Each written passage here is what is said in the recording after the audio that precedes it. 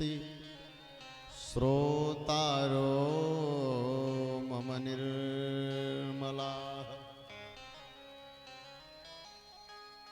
हजारों लोग कथा बैठ करके सुन रहे थे, लेकिन भगवान के पार्षद आए। भगवान के पार्षद आए न तो ले करके किनको गए? ले करके केवल गए तो गए धुंधकारी को ही। कथा सबको ही सुन रहा है। जरूरी नहीं कि इस पांडाल में इतने सारे लोग बैठे हैं और सारे के सारे लोग कथा ही सुनने आए हैं या सबका कथा में ही मन लगे हैं। कुछ लोग तो आते हैं कथा सुनने के लिए नहीं, कुछ लोग तो एक दूसरे का साड़ी देखने आते हैं। बड़ा सुंदर किनारा है भाई, कहाँ से लाई है इतनी सुंदर गोट वाली साड़ी? भले ही सिसवान चौराहे से लेकर के आएंगे, लेकिन बताएंगे महाराज तो कलकत्ता से मंगाए, पति हमारी स्पेशल साड़ी लेने के लिए ही गए थे, है ना। प्रायः पाया जाता है, पर यहाँ की माताओं में ऐसी बात नहीं है। यहाँ कौन किसका देखने वाला हो है? सब श्रोता नहीं है। त्रैव बहवः सन्ति श्रोतारो मम निर्मलाः। श्रोता कौन है? जो निर्मल हो। जब तक निर्मलता आपके हृदय में नहीं आएगी तब तक भगवान का एक बूंद भी कथा समझ में आने वाली नहीं है। पूज्यपाद गोस्वामी तुलसीदास जी प्रतिपादन करते क्या? निर्मल मन जना सो मोहि पावा। निर्मल मन जन सो मोहि पावा। निर्मल मन जन वही पाएगा जिसका मन निर्मल होगा। और होगा कैसे मन निर्मल? जब तक सत्संग की प्राप्ति नहीं होगी। निर्मल मन जन सो मोहि पावा, सो मोहि पावा। मोहि कपट चल चित्र निभावा। मोहि कपट चल चित्र निभावा। यही सर आवत अति कठिनाई। यही सर आवत अति कठिनाई। राम कृपा बिन पाई न जाए। राम कृपा बिनु आई न जाए। राम कृपा बिनु आई न जाए। यहाँ पर आने में बड़ी कठिनाई है, लेकिन एक बार केवल भगवान के दीवाने हो जाइए और मेरे कन्हैया को, इनके चपल विशेष। राम कृष्ण दो एक है, अंतर नहीं निमेश। इनके नयन गंभीर है, इनके चपल विशेष। उनके गंभीर नेत्र हैं, लेकिन इनके नेत्रों में चपलता है। एक बार कोई देख लेना हो, एक बार कोई ध्यान लगा कर कन्हैया का दर्शन कर ले, करसयति इति कृष्ण अपने तरफ भगवान खींच लेते हैं। कभी वृंदावन जाके देखिए ना, लाला का दर्शन करिए ना, तो दर्शन करेंगे तो मानो मूर्ति बोल पड़ेगी, अब तक कहाँ थे, अब क्यों आए हो? अब तक हमारी याद नहीं आई है? अब तक क्यों नहीं आए? हम वृंदावन को लेकर के तुम्हारे घर नहीं पहुंच सकते हैं, पर तुम तो आ सकते हो। हाँ? मानो मूर्ति बोल देगी। हाँ। बार बार बिहारी जी के पट लगाए जाते हैं, क्यों? क्यों कहीं ऐसा ना हो बिहारी जी से नैनाचार हो जाए, और जो एक बार नैन लड़ाया भगवान से न, वो सिर्फ वही भगवान का ही बन करके रह गया है, वही का रह गया। इसलिए माई बाप जितना कचड़ा हृदय में है घर पर निकाल करके तब आई भगवान का कथा सुनने के लिए। एकदम बिल्कुल खाली। अच्छा, झोला भर के जाइएगा मार्केट में न, तो फिर बाजार जा करके फिर कैसे सामान और रखिएगा झोले में? झोला तो खाली चाहिए ना। झोला खाली जब लेकर के आएंगे तब यहां से भर के लेके। ये कौन सी कथा है? ये भागवती गंगा है। और जहां हम जाते हैं प्रयागराज में, काशी में, गंगा सागर में, वो भागीरथी गंगा है, ये भागवती गंगा है। ये गंगा भगवान के मुख से निकली है, भागवती गंगा, और भागीरथी गंगा भगवान के चरणों से निकली है। भागीरथी गंगा में बहुत गहराई में जाएंगे तो डूब जाएंगे, डूब के मर जाएंगे, लेकिन भागवती गंगा में जितने डूबिएगा उतने तर जाइएगा। खूब डूबिए, खूब डूबिए। हाँ, जितने डूबेंगे ना उतने तरेंगे यार। ये प्रभु की गंगा, वो गंगा जब जाएंगे तब तारेगी। सकल लोक जगत पावनी गंगा। वो गंगा केवल मनुष्यों को तारने में सामर्थ्यवान है, लेकिन ये गंगा महाराज माई बाप पूरे के पूरे सकल लोगों को तारने में सामर्थ्यवान है। हाँ, सुर नर मुनि सबको तार देती है महाराज। 14 भुवन में, तीनों लोकों में सबको तारने में सामर्थ्यशाली कौन? गंगा है तो भागवती गंगा है। सकल लोक जग पावन, सकल लोक पावन करने में सामर्थ्यवान। आप जाते हैं ना, जो डुबकी प्रयागराज में लगाते हैं तो डब्बा लेकर के जाते हैं, तो डब्बा लेकर के जाते हैं तो गंगा मैया का जल भर करके घर लेकर के आते हैं, पूरे घर को पवित्र कर देते हैं। यहाँ भी आइए, सत्संग रूपी गंगा में आइए और मन रूपी डब्बा में खूब भर लीजिए। और जब मन रूपी गंगा डब्बे में भर लीजिए तो घर जाइए, घर पूरे परिकर के ऊपर जा करके उड़ेल दीजिए। सबको गुनगुनाते रहिए, सुनाते रहिए, आज ये अच्छी लगी बात है, ये अच्छी। हमेशा इसे याद करके रखिए, भूलिए नहीं। भगवान की कथा ऐसे सुनिए आप, भगवान की कथा आपको यही याद हो जाए। और जब घर जाइए तो घर जाने के बाद महाराज हमेशा वही कथा स्मरण करते हैं, गाते रहिए। जीवन का ठिकाना नहीं है, कभी है जीवन समाप्त हो जाए। तीर्थ में जाना, व्रत करना, तप करना, दुर्गा मैया का उपासना करना, नवरात्रि आप लोग व्रत होंगे, ये व्रत उपासना ये सब किसके लिए होता है कि महाराज हमें भगवान की कथा प्राप्त हो। कल हमने बताया ना, कल हमने आपको शुरू में ही बताया, भाग्योदयन बहुजन्म समर्जितेन। बहुत सारे जन्मों का पुण्य एकत्रित जब होता है ना, तो उसका फल क्या प्राप्त होता है? सत्संग मम च लभते पुरुषो यदा। सत्संग की प्राप्ति होती है। तप करना, व्रत करना, जप करना, दान करना, तीर्थों में जाना, भगवान के चरणों से प्रेम करना, तब सफल होगा। जब तक आपको सत्संग से, भगवान की कथा से प्रेम नहीं होगा, तब तक एक भी व्रत और तप आपका करना सफल होने वाला नहीं है। ये सब क्यों किया जाता है कि हे प्रभु आपकी कथा हमें समझ में आ जाए, आपकी कथा हमारे जीवन में प्राप्त हो जाए। कथा ही एकमात्र व्रत का, तप का, दान का एकमात्र केवल यही साधन प्राप्त होता है, उपाय है।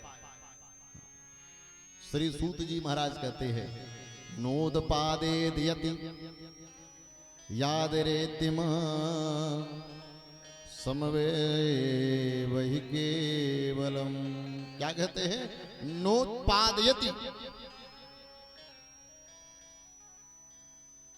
यदि रेव समय वही केवलम। जिसका प्रेम भगवान की कथा से नहीं हुआ, जिसका स्नेह भगवान की कथा से नहीं हुआ, भगवान के चरणों से नहीं हुआ, श्रम में वही केवलम।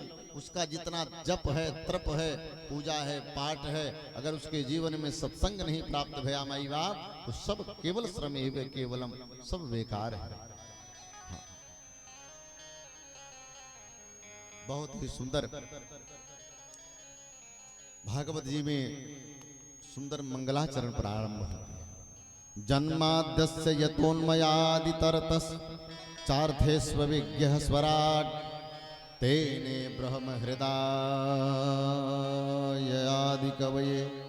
मुह्यन्ति यत्सूरयः तेजो वारिमृदां यथा विनिमयो यत्र त्रिसर्गो मृषा धाम्ना श्वेन सदा निरस्तकुहकं सत्यं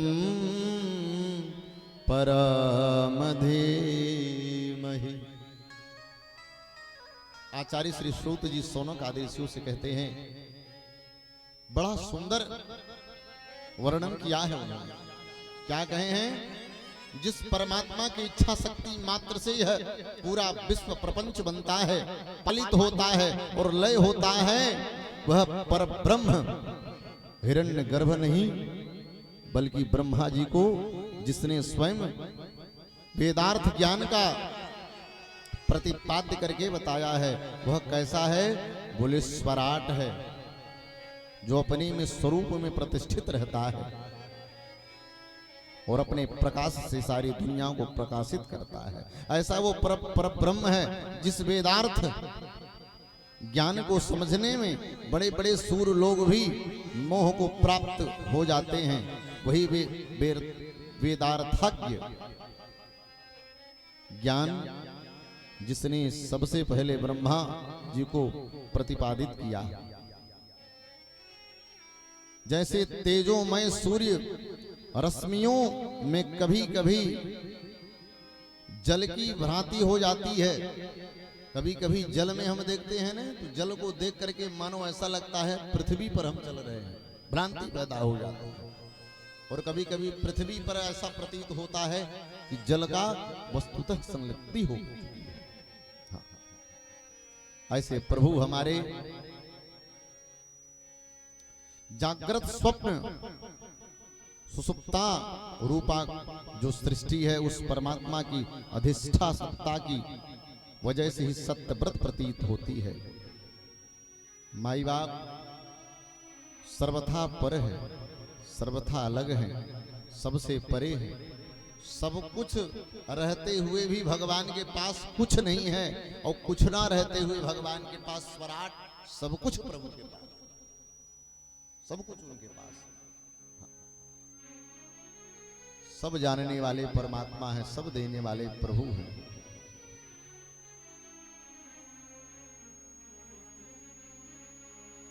बिना पग के भगवान अट्टारिकाओं पे चढ़ जाते हैं। और वही नहीं, जिसके ऊपर भगवान की कृपा हो गई है वह भी वही कर लेता है। प्रभु की कृपा से पंगुम लंघयते गिरि यद कृपा तदहम वंदे। परमानंद माधवम सब होगा, लेकिन यद कृपा तदहम वंदे। प्रभु आपके कृपा से होगा। आपके कृपा से लंगड़ा पर्वत पर चढ़ सकता है, गूंगा बोल सकता है, बहरा हमसे और आपसे ज्यादा सुन सकता है, अंधा देख सकता है, लेकिन कब देख सकता? यद कृपा तदहम वंदे, जिस पर भगवान की कृपा हो जाए। बाबा कहते हैं, जा पर कृपा राम कहो, जा पर कृपा, एक शब्द में जान लीजिए,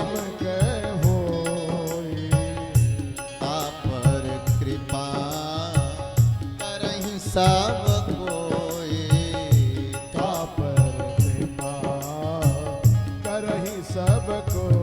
जिस पर भगवान राम की कृपा हो जाए, जिस पर प्रभु कन्हैया की कृपा हो जाए, हो उस पे रघुनाथ जी की कृपा हो जाए, उस पे फिर दुनिया में किसी की कृपा की आवश्यकता नहीं है। अपने आप सब उससे प्रेम करने लगते हैं, सब प्रेम करने लगते हैं भगवान। ऐसे प्रभु सत्य का वंदना हुआ है। प्रभु सत्यम परम धीमहि। हाँ, यही सत्य आध्यात्मिक, आधिदैविक, आधिभौतिक तीनों तापों को विनाश करने में भगवान की ही भक्ति। वस्तुतः हमारी बात ये भगवान की कृपा से ही यह तीनों तापों से हम इसे दूर कर सकते हैं, भगवान की कृपा से।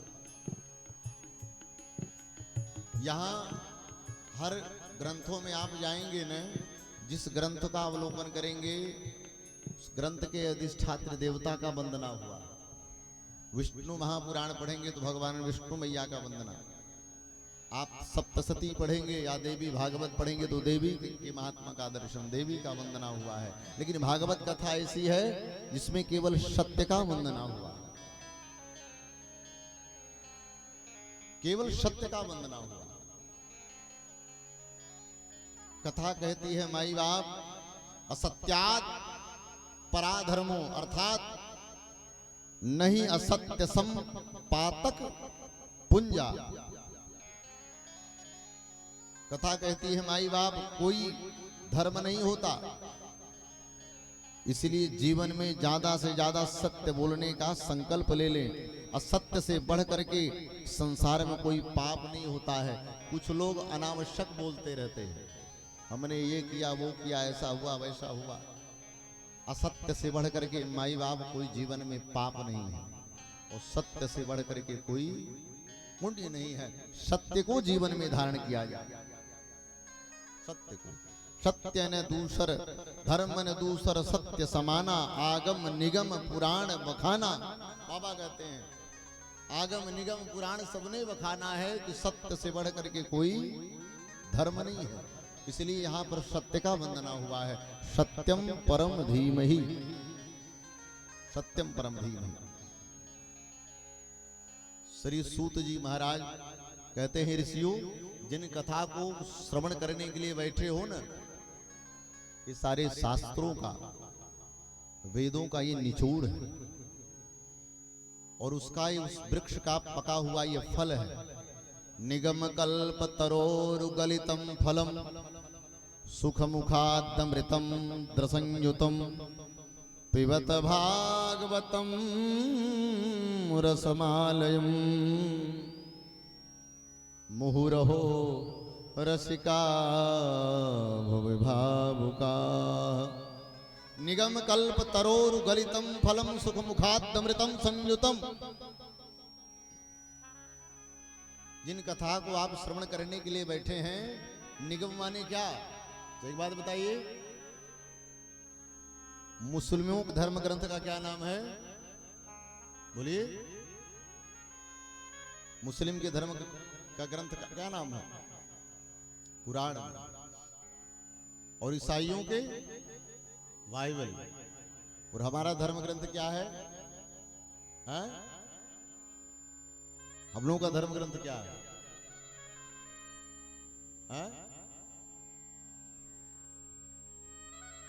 जब तक प्रेम नहीं होगा भगवान की कथा से, तब तक कुछ समझ में आने वाली नहीं। प्रेम नहीं हुआ सब बेकार है। अभी बहुत 3 दिन से जगे हो, 3 दिन रात्रि जगिए, नींद बहुत लगी हो, भोजन भी माँ बाप ले, अरे बेटा थोड़ा कर लो, बड़ी नींद लगी है, जगेंगे तब पालेंगे। लेकिन कोई ला करके 50,000 रुपए देते, भैया आपका उधार पैसा है ले लीजिए। ऐसा नींद भाग जाएगा हो, पुनः 12 घंटे तक एकदम चैतन्यता आ जाएगी। क्यों? क्योंकि उस रुपये से प्रेम बहुत ज्यादा है, इसलिए वो रुपया जगा दिया है। प्रेम ज्यादा है इसलिए अपन जग जाते हैं। आते ही करंट लग जाता है, गिन ले महाराज कहीं कम ना हो, एक भी नोट कम हो जाएगा तो गड़बड़ हो जाएगा। प्रेम है उससे। हम माला लोग कहते हैं महाराज जैसे माला पकड़ते खूब नींद आ जाती है, रुपया पकड़ते हो तो नींद नहीं आती है, माला पकड़ने में नींद आ जाती है। प्रेम नहीं है, ग्रंथ से प्रेम करिए, नहीं तो ऐसे एक नहीं हजारों कथाओं को सुन लीजिएगा, परंतु कुछ पल्ले पड़ने वाला नहीं है। हमारा धर्म ग्रंथ श्री वेद भगवान है। क्या है? वेद। वेदो वैसा, वेद भगवान है, भगवान के समान ही वेद है। हमारा धर्म ग्रंथ श्री वेद जी है। तो निगम कल्प तरोरुगलितम फलम, निगम बोले तो वेद, वेद रूपी वृक्ष का पका हुआ ये फल है। क्या है? अच्छा, वेद रूपी वृक्ष का जो वृक्ष में तत्व है वह फल में रहेगा क्या? वृक्ष का जितना तत्व है, जितना रस है, वह सारा रस उस फल में आ जाता है। जो मिठास फल में है वो वृक्ष में मिलेगा क्या? डालियों में मिलेंगे क्या? पत्तों में मिलेगा क्या? नहीं मिलेगा। उसका माई बाप निचोड़ ही क्या है? पूरा निचोड़ उस फल में है। तो ये वेद रूपी वृक्ष का पका हुआ फल है। तो महाराज कैसा है? एकदम बिल्कुल पका हुआ है। खट्टा है कि मीठा? बोले एकदम बिल्कुल खट्टा नहीं, एकदम मीठा है, रस से परिपूर्ण है। क्यों? बोले तो महाराज सुग्गा उसी फल में चोंच मारता है जो फल अत्यधिक मीठा होता है ना। या तो ऐसा समझ जाइए कि चोच लगने से मीठा हो जाता है, या तो सुग्गा उसी फल में चोच मारता है जो पहले से मीठा रहता है, मतलब मीठा रहेगा वह। यह भी फल मीठा है, क्यों? क्योंकि सुखमुखादमृत द्रव संयुतम, सुखदेव जी के मुख से निकला हुआ, इसलिए अमृत के समान मीठा है महाराज। तो कहे महाराज इस फल में छिलके हैं, गुठली हैं कि नहीं? बोले कि ना छिलका है ना गुठली है। बोले फल को खाना है? बोले नहीं, इस फल को खाना नहीं है, इस फल को पीना है। पिबत भागवतम रसमालयम मुहुरहो रसिका भूभावुका। पीजिए, पिबत भागवतम, सुनने के लिए नहीं कहा गया है, पीने के लिए कहा गया है, क्योंकि पीजिएगा तो हृदय तक उतर जाएगा। सुनिएगा इस कान से तो इस कान से निकल जाए। पिबत भागवतम रसमालयम मुहुरहो, कब तक पियो? बारंबार पियो। मुहुरहो, रसिका, रसिक बन के, भू भावुका, भावुक बन करके पीते रहिए। जितनी बार आपके जीवन में भगवान की कथा मिले उतनी बार आप पीते रहिए, उतनी बार उसे पान करते रहिए। पीने की संज्ञा यहां पर एक स्वर्णकार थे। अच्छा, स्वर्णकार जो था न, वो स्वर्णकार बड़ा धर्मात्मा था महाराज। स्वर्णकार ने 2 मूर्ति पीतल की बनाई वशिष्ठ मुनि की, नीचे लिख दी वशिष्ठ मुनि, 2 मूर्ति, और दोनों मूर्ति निकाल करके बाहर रख दी। जितने ग्राहक आते हैं, महाराज ये मूर्ति कितने की है? बोले एक 50,000 की है और एक 1 लाख की है। तो बोले महाराज कौन से 50,000 की, कौन से 1 लाख की? तो स्वर्णकार कहे ये परखना आपका काम है, कौन सा 50 का, कौन सा 1 लाख का। अब जब ऐसी चुनौती भरी शब्द आए तो महाराज धीरे धीरे मेला लग गया। अब सब उठा करके, उलट के, पलट करके, तौल करके देखे कोई धातु कम तो नहीं है। ये नहीं, बोले बिल्कुल 1 ग्राम भी कम नहीं। ये भी पीतल की मूर्ति, ये भी पीतल की मूर्ति, जितने किलोग्राम की है उतने किलोग्राम की है। अंतर बताओ आप, अंतर आपको बताना है। महाराज बड़े बड़े व्यापारी आए, सब फेल हो गए। बड़ी भीड़ लगी हुई थी, उसी रास्ते से एक महात्मा जा रहे थे। महात्मा ने देखा क्या बात है, बहुत भीड़ लगी हुई, भाई चले चल करके देखे। तो महात्मा आए और जब जा करके देखें तो बड़ी भीड़ लगी हुई है। महात्मा के सामने भी रखा गया, एक 50,000 की और एक 1 लाख की मूर्ति है। अब अंतर बताना है। महात्मा ने कहा बस यही बात। बोले हाँ। बोले अंतर मैं बता देता हूं।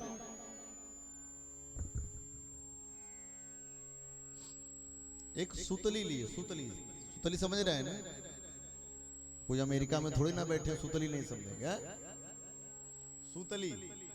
सुतली लिए, कान में डालना प्रारंभ किए और कान से डाले और इस कान से निकाल दिए। बोले ये मूर्ति 50,000 की। दूसरी मूर्ति के पास गए, मूर्ति के कान में सुतली डालना प्रारंभ किए, हृदय तक आकर के उतर गई। बोले ये 1 लाख की मूर्ति। स्वर्णकार तुरंत आकर के महात्मा के चरणों में। हम और आप भी उसी मूर्तिकार के समान, जैसे मूर्तिकार ने एक मूर्ति बना करके वशिष्ठ जी का रखा था, उसी प्रकार से भगवान ने हमें भी एक मूर्ति बना करके भेज दी। जिसने इस कान से भगवान की कथा सुनी, इस कान से निकाल ली, उसका कोई कीमत नहीं है। और जिसने इस कान से सुन करके हृदय में जिसने उतार लिया है, उसका कीमत माई बाप भगवान बढ़ा देते हैं। उसी का कीमत सब जाता है। केवल इस कथा को क्या किया जाए तो महाराज श्रवण किया जाए। और जिसने ये कह दिया महाराज ये कथा तो अभी 2 महीना पहले सुने थे, 3 महीना पहले सुने थे, साल में 4 बार हम सब जानते हैं, जिसने ऐसा कह दिया हम सब जानते हैं, वह कुछ भी नहीं जानता है। बाबा कहते क्या? रामचरित जे सुनत अघाही, रामचरित जे सुनत अघाही, रस विशेष जाना तिन नाहि, रस विशेष जाना तिन नाहि, रस विशेष जाना तिन नाहि। जिसने भगवान की कथा सुन करके जो कह दिया कि महाराज हम सब जानते हैं, जानिए वह कुछ भी नहीं जानता, कुछ भी नहीं। अरे जिन हरि कथा सुनी नहीं काना, बाबा कहते हैं श्रवण रंध्र अहि भवन समान। जिसने भगवान की कथा कानों से नहीं सुना, जिसने श्रवण नहीं किया, उसका कान तो है पर कान क्या है? बोले सर्प के बिल के समान वह कान है, अंदर केवल विष ही भरा हुआ है, उसमें अमृत नहीं है। हाँ। जिनके नेत्र माई बाप भगवान का दर्शन न करें, उनके नेत्र मोर के पंख पे छपे हुए नकली नेत्र के समान हैं, नेत्र रहते हुए भी। जिनकी जिह्वा माई बाप भगवान के कथा का गायन ना करे, उनकी जिह्वा मेढक के जिह्वा के समान है। जैसे बारिश होता है तो टर टर करते रहते ना, उसी प्रकार से जिनके मुख में भगवान का नाम नहीं है, उनका मुख महाराज चमगादड़ के समान है, दादुर के समान। जिस रास्ते से वह भोजन करे, उसी रास्ते से वह क्षय करे। इसलिए हर प्रकार से भी भगवान का भजन कीर्तन। अरे जिस दिल में आपकी याद रहे,